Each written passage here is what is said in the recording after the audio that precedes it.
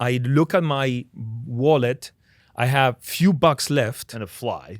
I have miles with United because I had trouble before with the architecture school, whatever. And I had a $2,000 line of credit from a bank.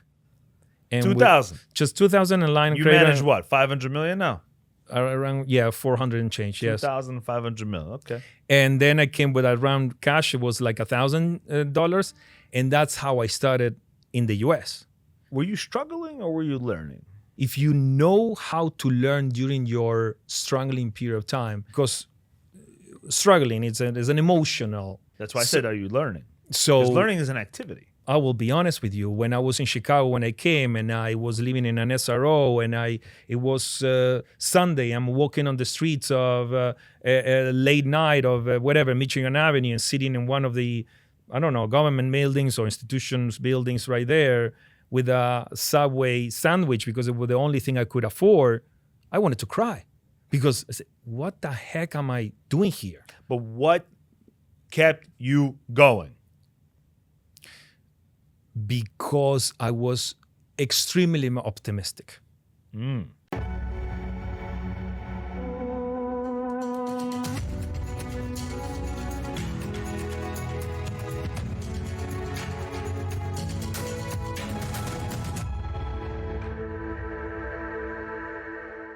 And we're back to Confronting the Impossible. My name is Leo Jacobs. I'm your host. This is where we discuss the trials and tribulations of those that have been there and have overcome their impossibilities or the impossibilities of what they were experiencing. Today, I have a wonderful, wonderful guest, Mr. Diego Hodara from Titanium Realty Group. This gentleman has an exceedingly beautiful, challenging, and memorable story, and I want to talk about it with him. Diego, how you doing? All good. Thank you, Leo, for inviting me. It's a pleasure. So, before we begin discussing the exceedingly difficult challenges of being an entrepreneur, beginning a business, and really flying high, or some say flying low while you're flying high, tell us the pedigree information about you. Where were you born? What your birthday is, something great about you, where you started. Tell us and give us that road, please. Yes, I was born in Uruguay. My mother's Argentinian, my father from Uruguay. They met in Uruguay. I was born there. Families from Europe, Jewish background. From my father's side, Sephardic. And from my mother's side, Ashkenazi, from Hungary. And because I was in Uruguay and my closest grandparents were the Turkish one, that's how I grew up in a Sephardic community. Pretty secular. In Uruguay, it wasn't easy to be Shomer Shabbat and in terms of keeping kosher. Why? Finding kosher food wasn't that easy. In fact, I had friends who were practicing, and sometimes you go to the university and you have an exam on Saturday. And you will go and tell the professors, I cannot take the exam on Saturday. And, they weren't, there was no, it wasn't easy. But we were very active in the community. Who's we? Among all of the young generation and what is called Tnuot, like Maccabi, Betar, and all these youth organizations. So you attend every Saturday there, keeping tradition. Then you become a madrich, like a mentor or counselor that you handle. You're dealing with kids. You learn to team up with your partners when you are in the maybe 16 years old and you are already a leader. So you start learning about leadership very early by acting in the community. And what are activities? What are the activities? Everything. We'll spend the whole Saturday afternoon. Families would leave the kids in each of these young youth Jewish organizations, and leave, and the kids will spend the whole afternoon learning about limudei, geography of Israel, or learning about holidays, learning about tradition. The next, what's the next holiday coming in, and that was the way to keep up with Jewish traditions, and every high holidays attend the synagogues. So you went to school to become whom? Do you have a profession? I'm an architect by trade. What does that mean? What does that mean? You're an architect by trade. What does that mean? What did you do? So were you ever an architect? So I'm a licensed architect in Uruguay. I'm not licensed in the U.S. So that you're not an RA. You're not a registered. I'm not registered architect in the U.S. I will have to take certain exams. Where does that inspiration come from? Because you have to be a very creative mind to be an architect. Am I correct or am I incorrect? I always like architecture, but I always like business as well. And so, first of all, the university where I study is the only architecture school at that time was a public university, Universidad de la República it's called, and it has 2 years of urban planning. It's like you have a master's in urban planning included into the program. But soon after, I studied business administration while I was starting on a more entrepreneurial way in Uruguay. Why did you feel that was the way to go for you? Because when I was working for a developer while I was studying, so during the day, during my second half of my program, it's a very long program. The architecture is like 6 years. Is architecture universal? Yes, it is. I mean, then you have registrations to work around in certain building codes, but like here you have to adjust to building codes that are specifically for even sub-markets within the U.S. as well. But yes, it's easier for any architect in the world to maybe eventually become an architect in New York City than, for example, an attorney. That you still need to, if you want, you need to do pass the bar and other things. But for me, it was interesting architecture from the very beginning to create, as you said. Where's the inspiration coming from? Father, mother, magazine, God? Where does it come from? Or was it something you picked? It's something I picked from early, since I was not even 10 years old. My parents, none of them have any degree. My father was always in certain businesses, first in plastics, then in toys, sometimes in diapers, trying factory. He started entering into buying houses and fixing them and renting them later on in life. But by then I was already an architect student. I had interest in architecture since I was 80 years old. And do you still practice it today or no? So we have a company, it's called Uforma, but that is not that's pure like a design, architecture design company, more in the consulting side. We are not registered. We get involved in sometimes on the schematic design, and then we pass it to the architects of record, because we cannot submit plans at the Department of Buildings.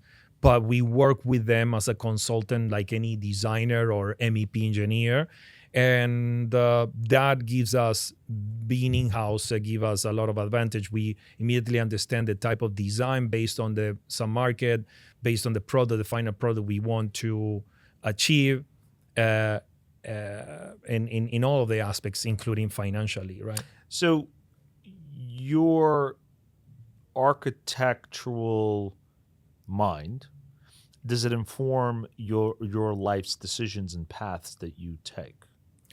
A portion of it. Describe to me where it informs that. It's not only architecture. The urban planning know-how was key for me, for my building my development company and strategy. Also, my background in construction, since I was, my second half of my life as a student, I was working during the day for a developer as a construction manager, being on the ground from 7 o'clock in the morning until 4 o'clock in the afternoon. My question really is, given the fact that you're an architect, you're a builder of design, right? Like I'm a lawyer. I'm a builder of argument. I'm a builder of Yeah. persuasion, right? I'm asking, as an architect, you were built to do something, and did that, what was built to do something, inform you in your life's decisions? That's what I'm saying. Yeah, but partially. It definitely helps. And It definitely how? helps. I want to know how. What is it? I give you an example. Please. That's when architecture is a portion of it. I think urban planning is another very important portion of it. I remember being an NYU SHAG. I was a student taking a master's program in 2009. And For architecture or development? no, NYU SHAG program was taking a master's in real estate finance and investment. Okay, because I knew architecture, urban planning, I knew construction, I needed more finance background. So as I was preparing myself during the best time to go to school between 2009 and 11, I did it while I was starting my, the cost of opportunity was very low. So it was perfect for me to go back and get a master. In addition, and I just put it aside, I'm not answering your question yet, but No, I it's okay. I had my green card by then, so I could get a student loan because I didn't have money to pay NYU. But I had a green card by then, so I took a student loan. But as I said, I was in these network events, and I was talking about Journal Square in Jersey City. People say, Journal what? People didn't have a clue about Journal Square. Of course, very few, like KRE was already involved in I think Cushing & Companies as well, in Journal Square with tidying up the main land there, right on Journal Square. That's why we have one Journal Square with Cushing & Companies. We have Journal Square by KRE. And people didn't have a clue. And I said, this is a no-brainer. It would, because of I was looking at all the fundamentals in that area, and from microeconomics, social economics, the infrastructure, the PASS train getting to World Trade Center in 10 minutes and Herald Square in 17 minutes, many other things, lot of land, parking lots, less friction with the community because who would complain starting developing in a land that is just open there And with barren, parking lot? yeah. Yeah, so it wasn't blighted, but So it was as an kind of. architect, So that's how I saw that opportunity. how did you see it? How did you see it as an architect? What was the opportunity there? That when everybody saw people, you saw structure? I saw. What didn't I see and what did you see? I saw what it is today. I had the vision of a very dense area. But that's as a matter of you being an architect. Partially. And what I want to, And I always say partially because it's not only that. I had to walk those streets. Now, you are in 2006 when I bought my first property, a two-family house in that area. First of all, you had to be motivated to buy a two-family house in McKinley Square, which is south of Journal Square, and cross the PATH train on not the Oculus that we have right now, beautiful station. It was that structure that was built after the Twin Towers. But architecture, you said, is partially part of why you had the vision. Yeah. But what in architecture gave you that partial vision? Is it your education? Is it what you've learned? What's the partially? One of the Why things, does it count? Why does architecture count? We are trained to observe. Ah. Architects, and moreover with business mindset, if you observe towards a business like a opportunity, Well, that helps. Do the neighborhood. Do you observe the neighborhood? Yeah, I walk every single street there.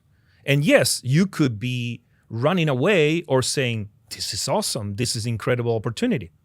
Interesting. Do you think everyone saw that? Eventually, yes, but I remember You saw it first. No, there were others. I already named some of the companies, but as a small guy who only owned a two-family house by then, basically I owed more than I owned at that time because I was cash flowing negative. The value of the two-family house went down because of the subprime loans and the crash and the financial crisis. Lehman Brothers couldn't afford a coffee, huh? Of course, and couldn't afford a coffee. but I would say among the network I was involved, yes, I was surprised nobody knew about that market. So what separated you in the beginning, which maybe you saw, maybe you didn't saw, is the fact that architecture and your education in architecture gave you the tool to see, and that gave you the tool to have a vision. Am I correct? Again, I would say more urban planning. Architects, and more of in the U.S. are trained to be more in the design side. Mechanical. Design, I mean, and then coordination with the MEPs and structural engineer. How is it in Uruguay? Same, but we are very well trained. In fact, part of our team is in our development team. They are architects from Uruguay. But what's the difference? A lot of, again, the combination of design, construction, and urban planning. The three of them. Design, construction, and urban planning. And then I added the finance background that I needed, and NYU. So that was a great tool for me. What's the tool? The tool, knowledge. I mean, I like that. The academical knowledge. Right. But that's more theoretical, right? Right. But then you have the practical knowledge or the knowledge of the street mark. But you walking down the street and having a vision, where did that come from? When I am right now, for example, in Portchester, in Westchester. Yeah. It has even stronger fundamentals in certain way than Journal Square at that time. Of course, Portchester is not 10 minutes to World Trade Center or 17 minutes or 20 minutes to Midtown. It's 40 minutes or a little bit more, depending on the type of train you take, to Grand Central. Those additional 20 minutes makes a difference of the demand. However, in terms of fundamentals, we are sitting right there in surrounded by very affluent towns. So there are a lot of you learn to read a submarket about all of the fundamentals of that submarket. There are many submarkets that are being pitched by others that I will not touch. So the ability, you said you were cash flowing negative.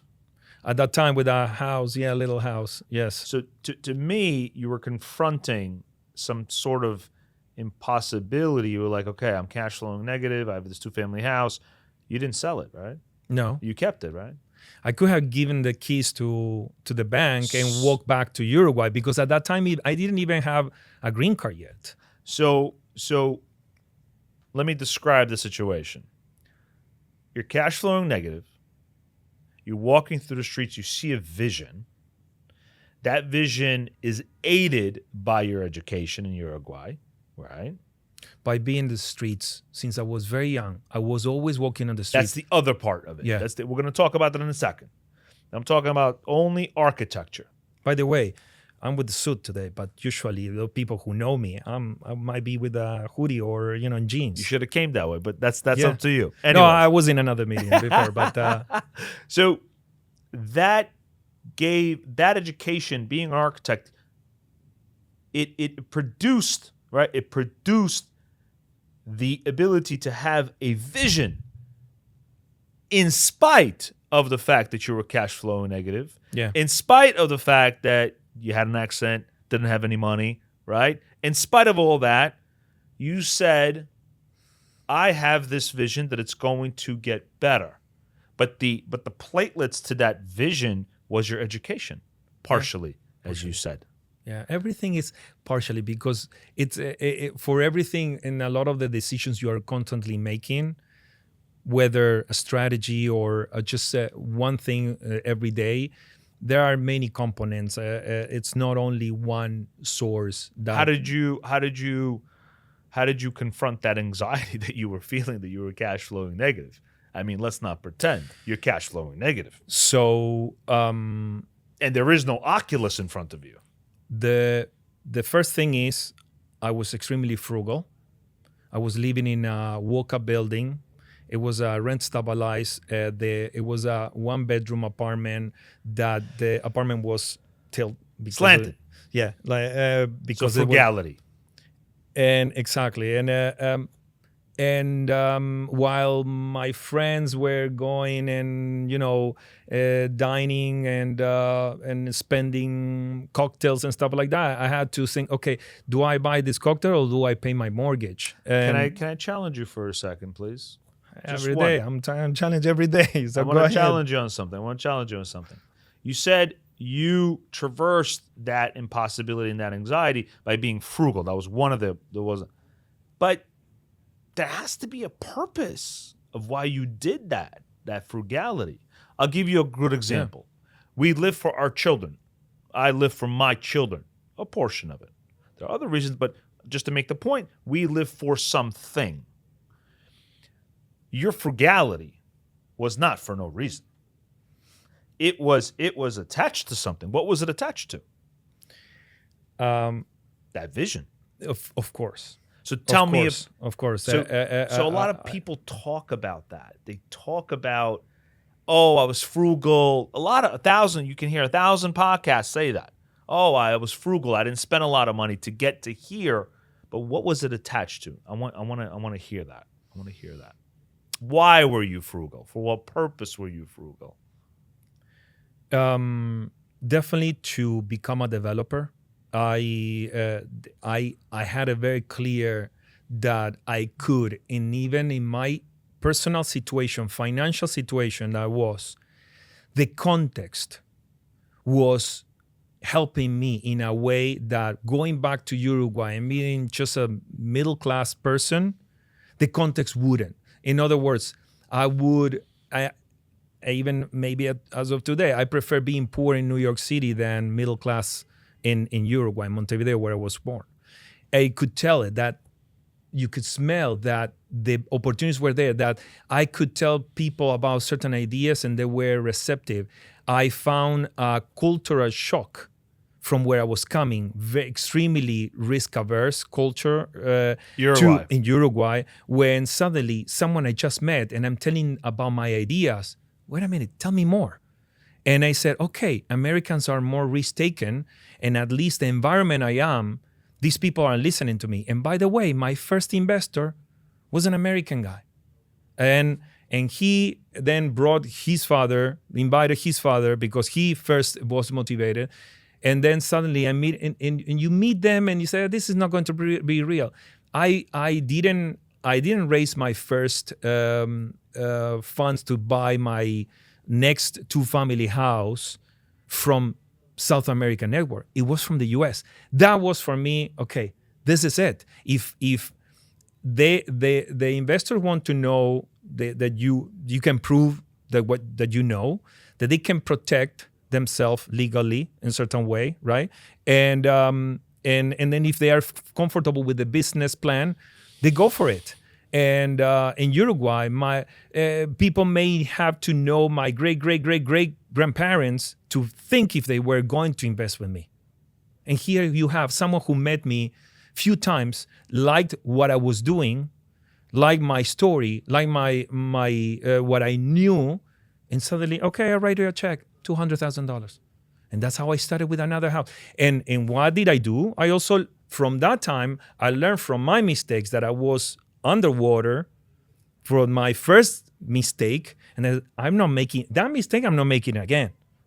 Every time we are entrepreneurs, we will make mistakes because we have to measure and mitigate risk as we go in every decision we make. But I said, okay, this type of mistake, I'm not making it again. So by 2009, I was buying REOs, short sales. I went to auction and started buying. Suddenly, there is another one. Suddenly, I was able to find another family office manager, and suddenly we had like 50 houses that I was doing. And eventually, I said, wait a minute, taxi driver is overbidding me in an auction, and I think he may have the cash, but do you really know? I mean, I'm overbidded.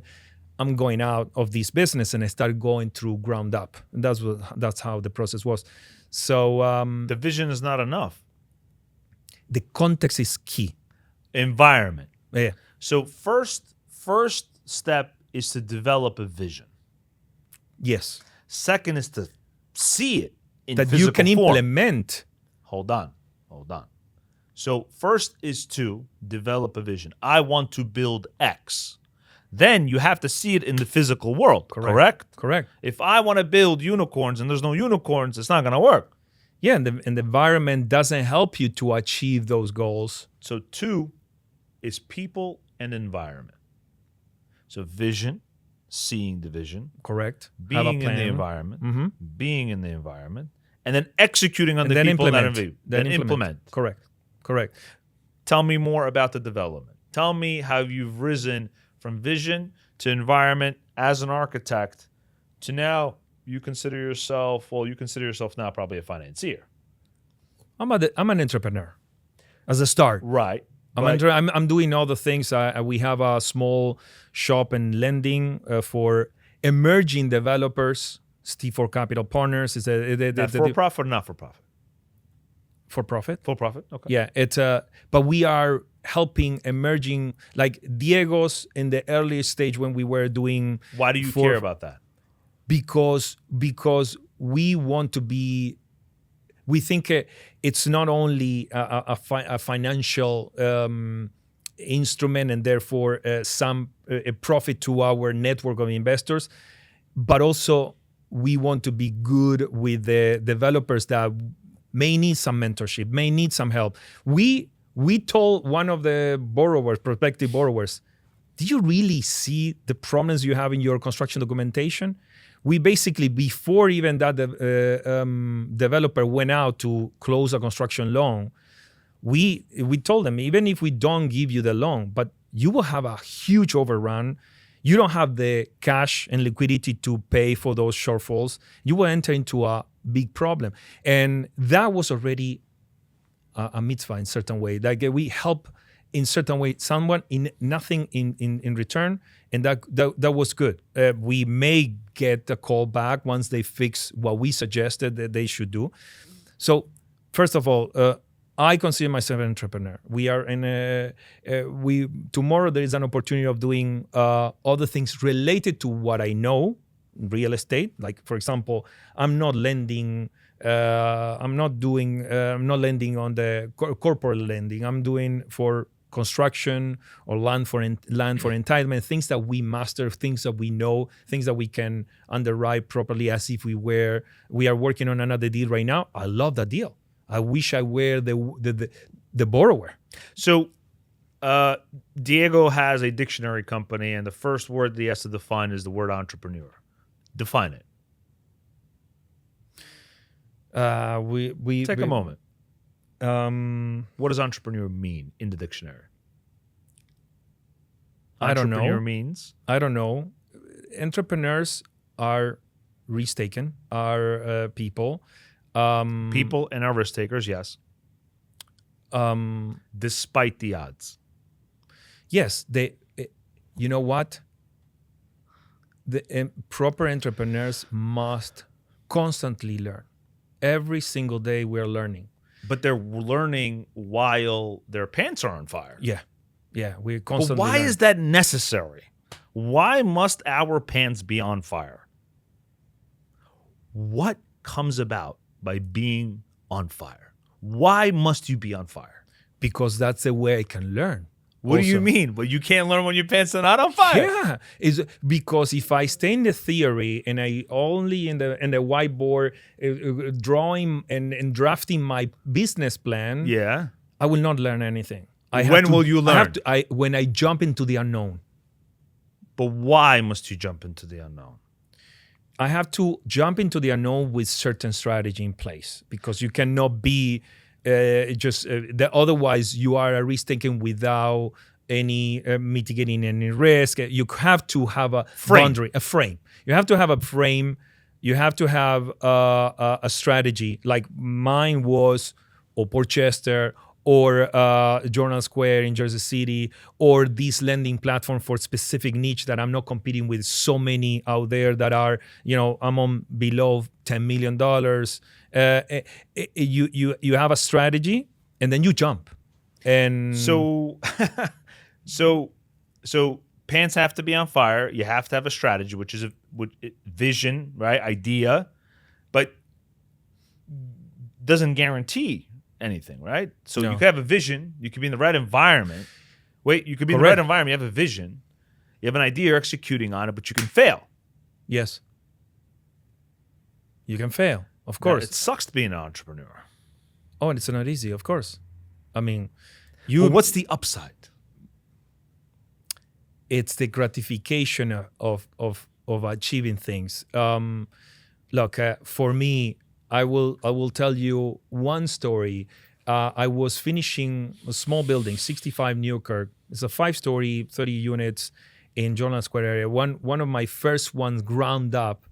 And it was summer. I was sitting outside with some people looking at the facade. Summer, as I said, a car passed by with a young lady driving in the back, a baby on the car seat, and windows down. She stops. I don't know if she saw me around, but she pointed at me and said, "I love that building." And she moved and she left. I said, okay, was a great impact. A neighbor, I assume it was a neighbor that loved what we built, right? And so I like building things, building either a company and the lending platform or definitely the beauty of doing ground up development is that we can touch, we can feel. You can walk on the lobbies, you can walk in the amenity rooms, you can walk in the apartments that we build, and we are making an impact. You can walk on the streets that once were trash all over in our empty parking lot, and today vibrant with the retail. You make a huge impact in the community, not only the residents, but also in the community. And that is a great, and if we can at the same time make money to those who invest with us and follow our strategy, then it's a win-win. So vision, environment, impact. Yeah, great impact. That's key. Yes. Well, let's talk about when those things didn't align. When did you fail in that vision, environment, and impact? Do you bat 1,000? No. Do you bat 1,000? No, but to answer your question, right now we have a situation. The environment change. So Tell me about that. I mean, political. What is risk. making your vision and your impact impossible? The political environment. Explain that to me. Well, it starts from the very beginning. We are right now in inflation time, and let's forget about the war and what the oil price can drive inflation. Inflation was there, it was here, and it was higher before that, and that was for a political decision. Print money as much as they could, and eventually we ended up in this situation. So at the end, for me, everything is about political risk. And in a world that is extremely polarized today, it's compounds, and it creates any political decision can make a huge impact in a negative way, more negative way than in a positive way. And so whether on the national level, global level, national level, or local level. So that's where we are right now. And moreover, developers, that's where we are in this environment. And that's the most challenging part about these things that you were mentioning. The environmental, the context that we are has changed dramatically. What? No money, too much money, distress. What changed about the environment? You say it, right? You say it so opaquely, but I want to zero in what you mean.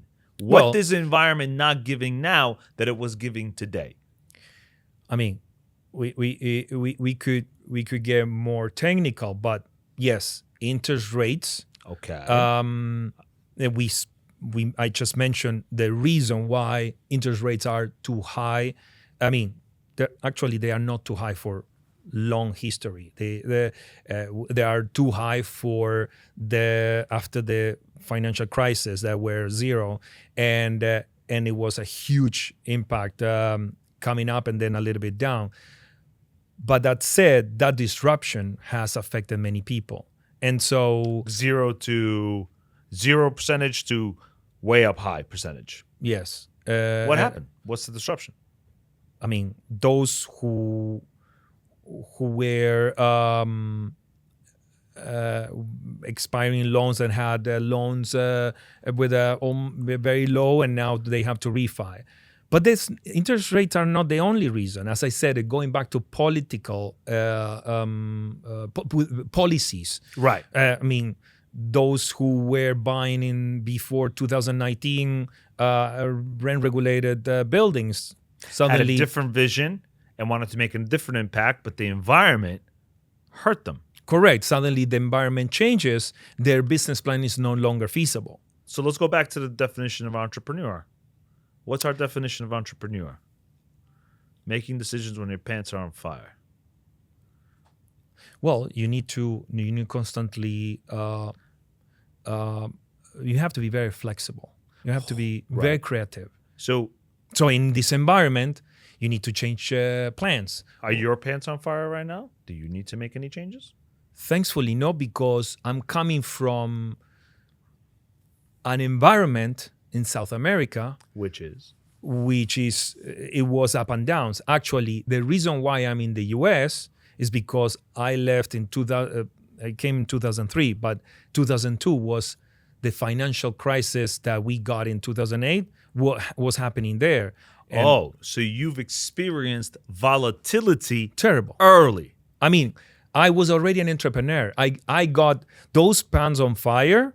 I already got them when I was 27 years old. So And I for- went my own company, starting my own company there. So for you, the distress, okay, that your eyes saw, you would actually recommend that early, or as early as it can as be. early as possible. Why?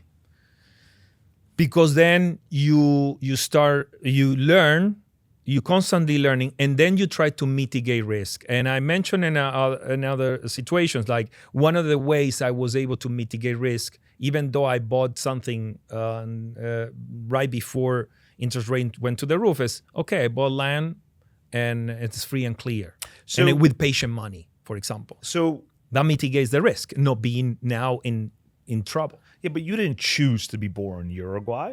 You No. were born in Uruguay. Of course. So,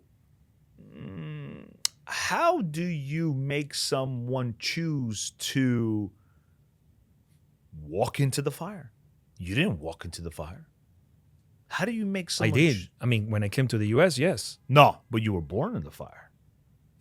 I was born. I was born in a different situation in the 70s, but by the time I was an entrepreneur, I was already with an architecture degree.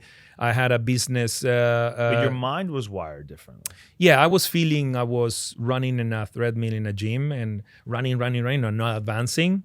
And the environment there was in such a situation that I said, okay, I have to explore other options. In addition to the fact that I was hit financially terrible by When?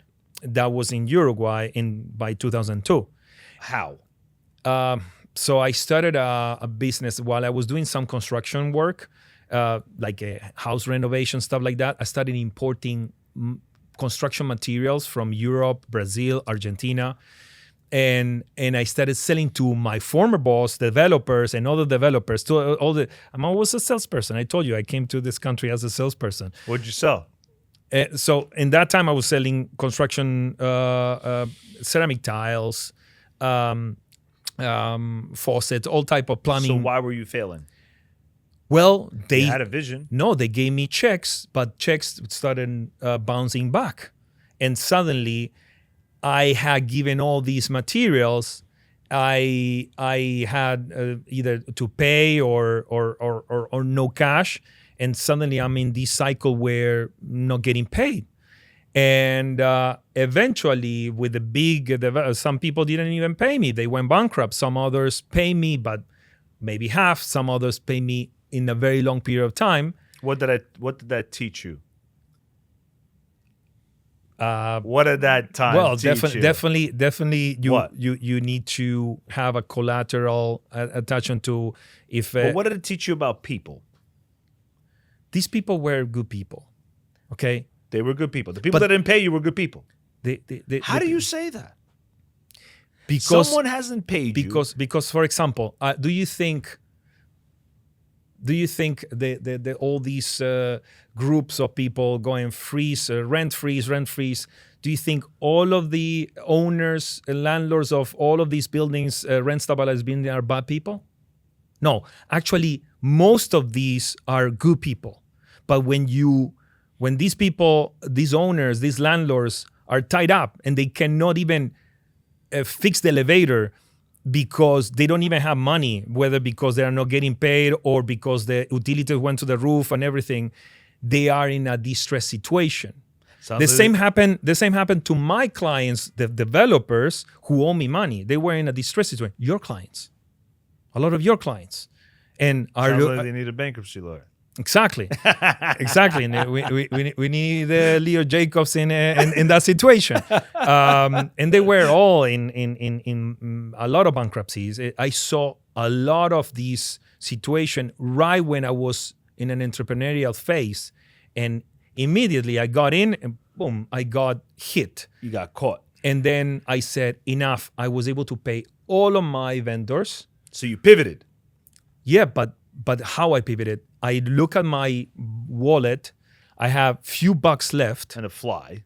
And I had by the way, I had miles with United because I had trouble before with the architecture school, whatever. And I had a $2,000 line of credit from a bank. And $2,000. Just $2,000 in line of credit. You managed what? 500 million now? Around 400 and change. Yes, 2,500 million. Okay. And then I came with around cash. It was like $1,000, and that's how I started in the U.S. And so, again, from struggling as an entrepreneur, now I was struggling as an immigrant. Were you struggling or were you learning?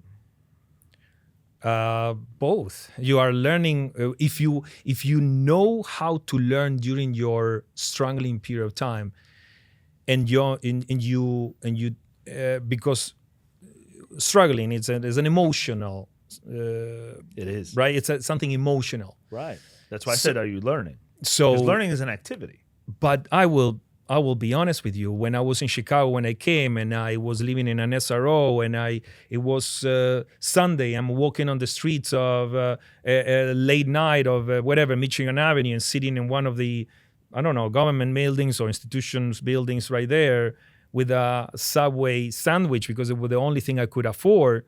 I wanted to cry because I said, what the heck am I doing here? But what kept you going? Because I was extremely optimistic.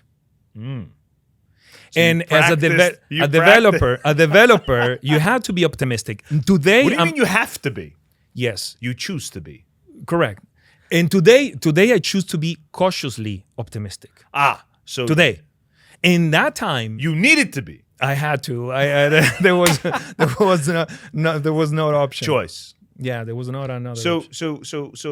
So confronting your impossible, was that a choice? Yeah.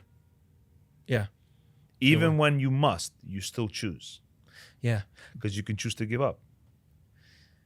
It's not for me. Giving up is not for me. But is it? Would you recommend giving up to anyone? Okay, it's a good question. Yes. Very good question. Because we cannot be naive. Going back to I like how you're trying to frame this in terms of the person and then the level of the person and the environment, right? Those things are all integrated in it's called the makeup. Okay, so the environment, let's say now I'm in New York. I was already with, let's say, H-1B visa. Eventually, I got my green card, whatever. Let's say I was in my green card. I tell you this, talking about giving up. 2008, I got my green card. I got no job. I'm still living in a walk-up building. I told my wife at that time. I'm telling my wife, let's have children. I said, we don't have money. We are living in a walk-up. You make me come here to live this life when we could be middle class, and so for me, being in the real estate industry, the construction, development, architecture, Sounds difficult. but there are opportunities. And the environment of New York made me summing up and said, it's worth not giving up yet. And let's give it a try another, whatever years, right? At some point you have to give up. Now, let's talk about, for example, I'm a waitress and I'm an actor. And I am in New York. But you're making $14 an hour. So what are the probabilities on your industry to make a good living? But Whereas in my industry, if I perform well, if I learn, if I can deliver, if I can execute, I have more chances than this great waitress and actor who should win an Oscar, but it's so difficult and the probabilities are so low that then you have to give yourself a time to give up, right? So you said a lot of if. I won't give up if. Are we successful or are we successful if? What must you be first? Must you know that you're successful first? Or must you say, I'm successful if? No. Which one is it? I would say neither, because every single step that you can measure a growth is a huge success. So I would love to make a home run, but you know what? I made a single that I advance.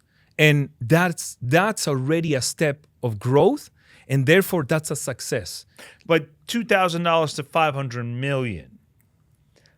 There's something has to happen in between that time that you have to get there. Of right? course. What? And I first of all, going through singles. Like if I wait to get the home run, I might wait forever. I still remember, in fact, now that we are talking about the analogy with baseball, and I'm not a fan of baseball. For me, it's too boring, coming from a soccer world. But I understand a few of the rules, not many. And I was talking to someone one day, and we were in the subway, and we were talking about, and said, you know what, singles count. And then there is someone sitting there, and he was a broker, and he immediately started joining the conversation. And I said, look, you go single, single, single. I didn't have an uncle. I didn't have a godfather. I didn't have anybody to write me a check. Hey, go for a 30-unit ground up right there. No. What did you do? What did you have? I started with a 2-family house. So, and eventually I did many, and eventually did 19, and then I did 29, and then I did 35 units, 6 stories. Then I did 7 stories, and then I did 14 stories. in all those times, it felt impossible? When did it start becoming possible? When did you tell yourself? Because it becomes possible in the right time, in the right place. When is that? Like that happened actually during COVID. I had tied up a lot of land, and I had the knowledge, I have the know-how, knowledge and network. I was already through a development process from A to Z. Seasoned. You were seasoned. Kind of. Every day. So it still felt impossible before COVID. Yes. So when COVID began, it became possible. Actually, but it became right before. It became in 2019, right before COVID. During COVID time, we were extremely busy. And there were many challenges, such as supply chain and financing. Well, thankfully, yeah, we had interest rate cap during that period of time. So, but we had insane challenges, and we went through it, and we proved every day to our partners, the people who trust their money and their time, that we can deliver, and we are always learning. Every day we're learning. I appreciate that. So how long was it impossible until it became possible? Okay, I can tell you the time. How many years was it impossible? Exactly. And that's before it became possible. That's a good question to go back to the giving up. You're right.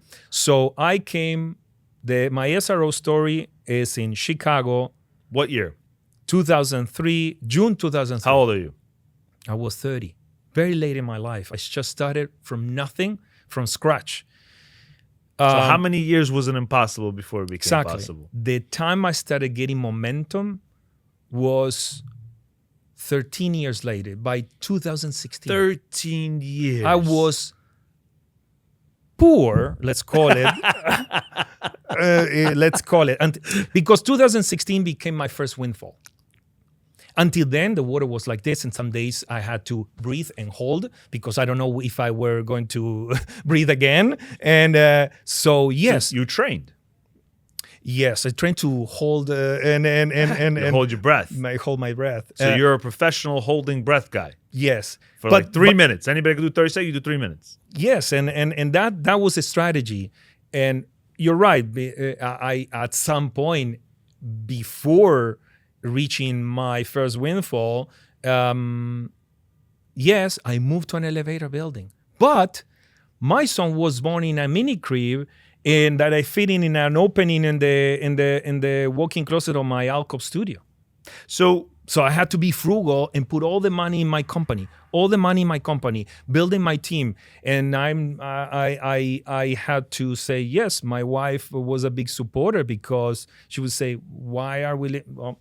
To the company, to the deal, to put a deposit on the next land that I want to, and I don't know if someone is going to put the money with me. I'm putting them right in the check. to the vision, to the impact. Correct. So you changed your environment. The environment, when it was changed, still was a little impossible.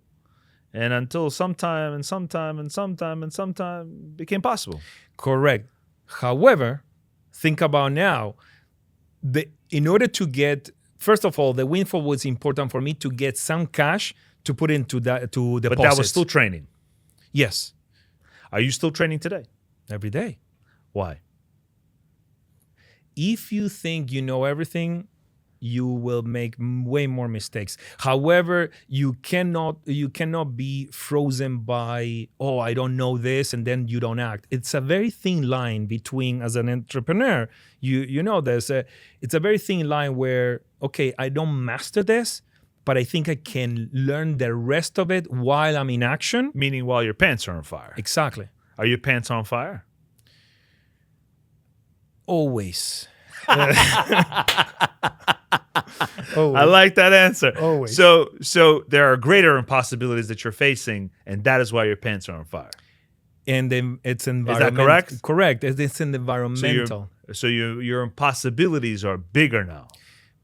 Because of the environment. But now you could swim in that environment. Yes, and it's insane, and it's certainly frustrating because you prove yourself with lenders, you prove yourself with the partners, investors, and in family offices and institutions, and we have know-how, so track record, know-how, and then the environment doesn't help.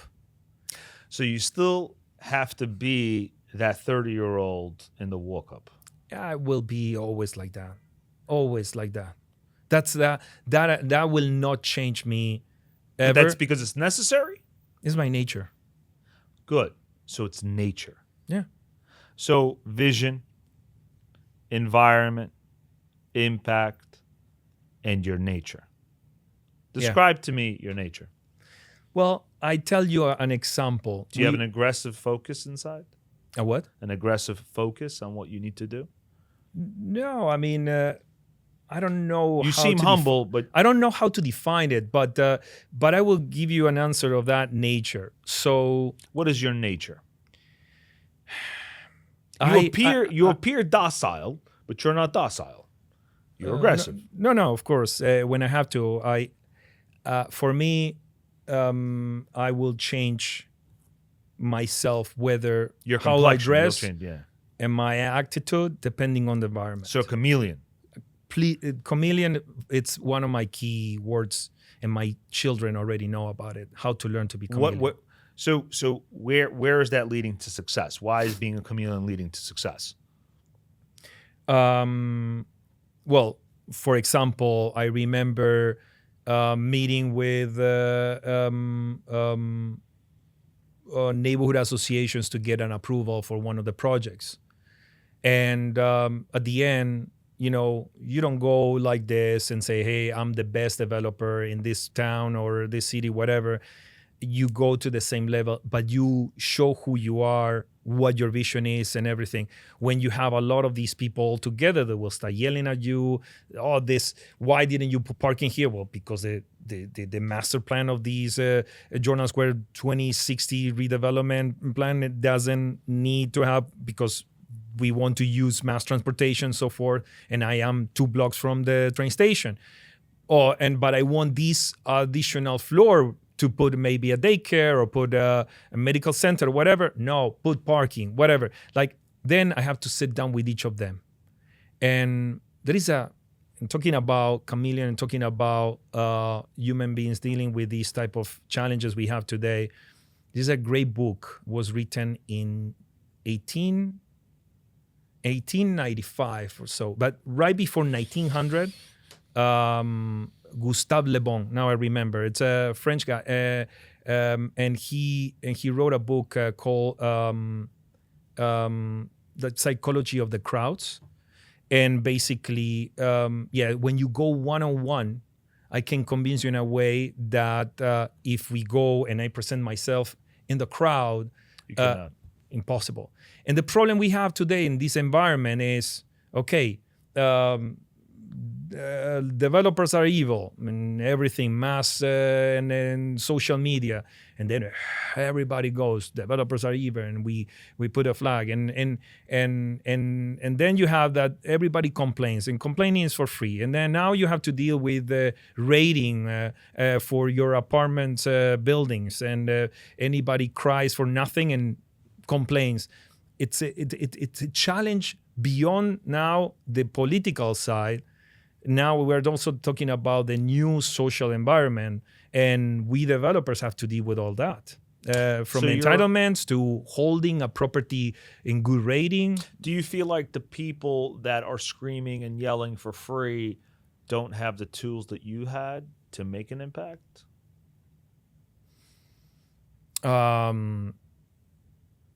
Well, let's say usually these are renters. Yeah.